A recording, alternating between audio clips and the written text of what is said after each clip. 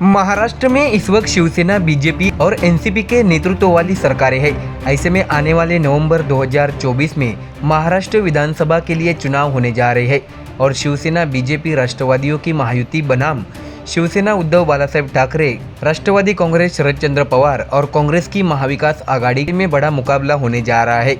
आपको बता दें कि विधानसभा के सदस्यों की मौजूदा संख्या 288 है और सरकार बनाने के लिए बहुमत के आंकड़े 145 तक पहुंचना जरूरी है। फिलहाल 105 विधायकों के साथ बीजेपी सबसे बड़ी पार्टी है। आपको बता दें कि इस वक्त महाविकास आघाड़ी और महायुति अब राज्य में विधानसभा चुनाव की तैयारी कर रही है। सीटों के बंटवारे और चुनावी रणनीति तय करने के लिए नेताओं की बैठकें लगातार जारी है। ऐसे में उम्मीदवारी के इच्छुक उम्मीदवारों द्वारा वरिष्ठों से मुलाकात की जा रही है। तो वही इसके अलावा महाविकास आघाड़ी में भी एक ही सीट से कई दावेदार सामने आ रहे हैं, इसलिए महाविकास आघाड़ी में जगह के आवंटन पर दावे प्रतिदावे हो रहे हैं। इन सबके बीच राष्ट्रवादी शरदचंद्र पवार पार्टी के नेता शरद पवार ने सीट बंटवारे को लेकर अहम बयान दिया है। शरद पवार ने कहा है कि वह अगले 10 दिनों में महाविकास आघाड़ी की सीटों का बंटवारा पूरा करने की कोशिश करेंगे। उन्होंने ये भी कहा है कि लोग बदलाव के लिए उत्सुक है। वह बारामती में मीडिया से बातचीत कर रहे थे। उन्होंने कहा कि आजकल आप जहां भी जाए, जो लोग चुनाव लड़ रहे हैं वे आपसे मिलने आ रहे हैं। अकेले निर्णय लेने की बजाय सभी को मिलकर निर्णय लेने की जरूरत है। रुचि रखने वाले सभी लोगों पर विचार करने की आवश्यकता है। शरद पवार ने कहा कि जयंत पाटिल और वरिष्ठ लोगों की एक टीम है जो इंटरव्यू लेगी। हम नेतृत्व कर रहे हैं और हम एक साथ चुनाव लड़ने जा रहे हैं। इस सीट पर किसे चुनाव लड़ना चाहिए, इसके लिए एक मत होना जरूरी है। सीटों के आवंटन की प्रक्रिया चल रही है। अगले 10 दिनों में यह सब खत्म हो जाएगा। शरद पवार ने यह भी समझाया कि इसके बाद हमें लोगों के बीच जाकर अपना पक्ष रखना शुरू करना होगा। तो वही उन्होंने मीडिया से बातचीत में आगे कहा है कि 5 साल पहले जब चुनाव हुए थे तो कांग्रेस के पास 1 सांसद और एनसीपी के पास 4 सांसद थे। अब 30 सांसद चुने गए हैं, तो माहौल अच्छा है। महाराष्ट्र में हमारे पास एक आशाजनक तस्वीर है। लोग सत्तारूढ़ भाजपा और सहयोगी पार्टियों को किनारे करने को आतुर है। उन्होंने ये भी कहा कि लोग बदलाव के इच्छुक है। यदि चुनाव आयोग राज्य में आता है तो उनसे संवाद करना आसान है।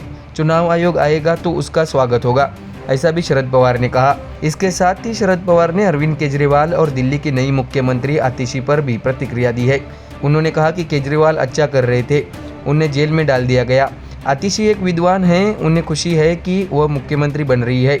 कई लोगों ने अच्छा नेतृत्व किया है, वो भी अच्छा नेतृत्व करेगी। उन्हें शुभकामनाएं।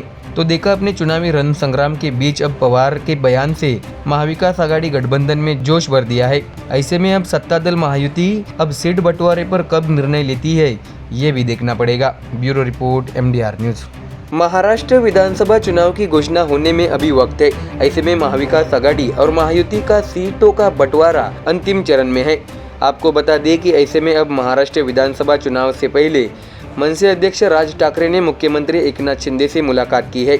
दरअसल राज ठाकरे सोमवार को मुख्यमंत्री के वर्षा आवास पर पहुंचे। ऐसे में अब चुनाव की पृष्ठभूमि में इस मुलाकात का महत्व बढ़ गया है। बताया जा रहा है कि बैठक में मुख्यमंत्री एकनाथ शिंदे और राज ठाकरे के बीच करीब 30 मिनट तक चर्चा हुई। आपको ये भी जानकारी दे कि जैसे लोकसभा चुनाव के दौरान राज ठाकरे ने महायुति का समर्थन किया था, क्या विधानसभा के लिए भी राज ठाकरे की डोर महायुति से मेल खाएगी, ऐसी कई तरह की चर्चाएं उठी है। ऐसे में मुख्यमंत्री एकनाथ शिंदे और मनसे अध्यक्ष राज ठाकरे के बीच वास्तव में क्या चर्चा हुई, इसकी जानकारी तो सामने नहीं आ सकी है। लेकिन इस बैठक के बाद राज ठाकरे अपनी पार्टी के पदाधिकारियों से मुलाकात करने वाले हैं। करीब 30 मिनट तक चली इस मुलाकात में मुख्यमंत्री शिंदे के साथ जो भी चर्चा हुई उसे अब पार्टी के पदाधिकारियों तक पहुंचाया जाएगा। इस बीच राज ठाकरे ने विधानसभा चुनाव में एकला चलोरे का रुख अपना लिया है।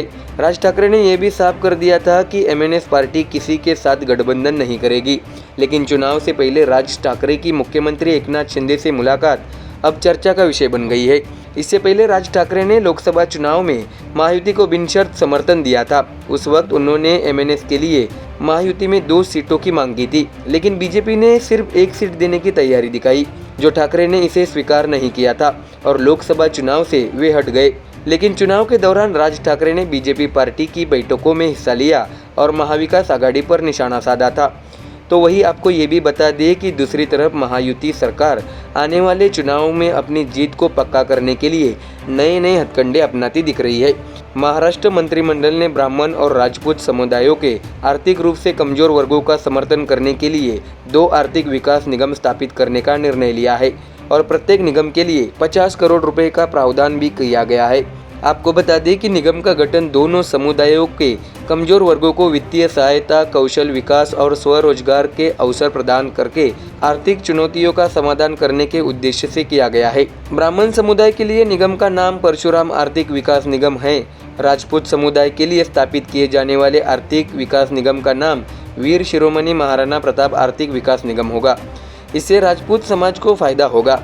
इसके साथ ही सरकार ने कुछ और भी अहम फैसले ले लिए हैं। तो देखा अपने महाराष्ट्र की शिंदे सरकार एक तरफ राज ठाकरे से बातचीत कर नया समीकरण बैठा रही है, तो वही दूसरी तरफ समाज के लिए नए नए फैसले ले रही है ताकि लोग उन्हें फिर से भारी वोटों से जिताए। अब देखना होगा कि आने वाले महाराष्ट्र विधानसभा चुनाव में कौन बाजी मारता है और किस पार्टी का सीएम बनता है। Bureau report MDR news.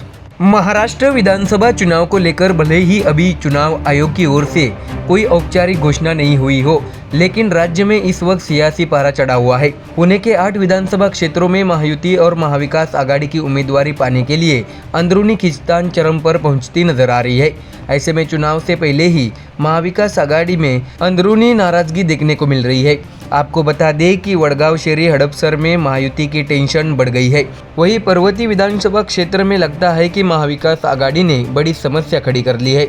इस निर्वाचन क्षेत्र पर कांग्रेस और एनसीपी शरद चंद्र पवार दोनों ने दावा किया है। ऐसे में चुनावी माहौल में ये बड़ी खबर हो सकती है।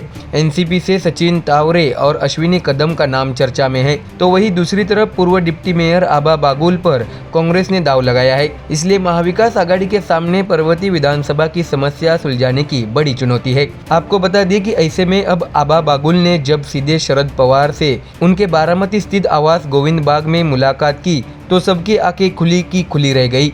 इससे पहले भी आबा बागुल ने अपने एक कार्यक्रम में सांसद सुप्रिया सुले को मुख्य अतिथि के तौर पर आमंत्रित किया था। इसलिए आबा बागुल की पारी ने पर्वतीय विधानसभा क्षेत्र में नया ट्विस्ट लाया है। आपको बता दें कि कांग्रेस पार्टी के नेता अपने वार्ड की पर्वतीय सीट अपने झोले में पाने के लिए जोर दे रही है। आबा बागुल भी इस सीट को कांग्रेस के झोली में डालने की कोशिश में है। ऐसे में एनसीपी शरद चंद्र पवार पार्टी के प्रमुख नेताओं के साथ उनकी बैठक को अत्यंत महत्वपूर्ण माना जा रहा है। दर्शकों, आपको बता दें कि इस बीच शरद पवार से मुलाकात के बाद आबा बागुल ने अपनी चुनावी तैयारियां तेज कर दी है। तो ऐसे में अब शरद पवार ने आबा बागुल को क्या कान मंत्र दिया होगा, इसकी चर्चा शहर के राजनीतिक गलियारों में शुरू हो गई है। आबा बागुल 1992 से लगातार 30 वर्षों तक पुणे के वर्तमान पर्वतीय विधानसभा क्षेत्र से पार्षद रह चुके हैं। इसके अलावा वह पुणे नगर निगम में डिप्टी मेयर, नगर पालिका में कांग्रेस पार्टी के ग्रुप लीडर का पद भी संभाल चुके हैं। ऐसे में अब क्या शरद पवार सबसे वरिष्ठ नगरसेवक आबा बागुल को पसंद करते हैं या नहीं, यह देखना महत्वपूर्ण होगा।